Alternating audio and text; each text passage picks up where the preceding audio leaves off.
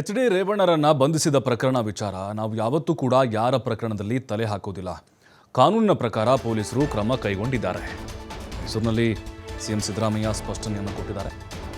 ನಾವ್ಯಾಕೆ ರೇವಣ್ಣ ಅವರ ಮೇಲೆ ದ್ವೇಷ ಮಾಡಲಿ, ಸುಮ್ಮನೆ ಇವರು ಏನೇನೋ ಸುಳ್ಳು ಹೇಳ್ತಾರಷ್ಟೇ. ಕಾನೂನು ರೀತಿ ಪೊಲೀಸರು ಕೆಲಸ ಮಾಡಿದ್ದಾರೆ, ಇದರಲ್ಲಿ ನಮ್ದು ಏನೂ ಇಲ್ಲ ಅಂತ ಸಿಎಂ ಸಿದ್ದರಾಮಯ್ಯ ಮೈಸೂರಿನಲ್ಲಿ ಹೇಳಿದ್ದಾರೆ.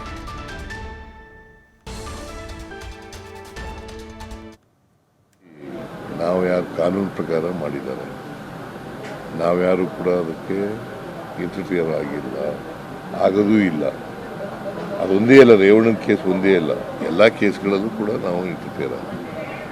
ಈಗ ಕಾನೂನು ಪ್ರಕಾರ ಮಾಡಿರ್ತೇವೆ, ಅವರು ಕಾನೂನು ಪ್ರಕಾರ ಮಾಡಲಿ.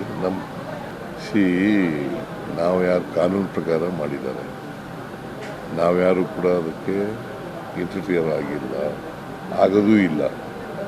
ಅದೊಂದೇ ಅಲ್ಲ, ರೇವಣ್ಣನ ಕೇಸ್ ಒಂದೇ ಅಲ್ಲ, ಎಲ್ಲ ಕೇಸ್ಗಳಲ್ಲೂ ಕೂಡ ನಾವು ಇಂಟರ್ಫಿಯರ್ ಆಗ.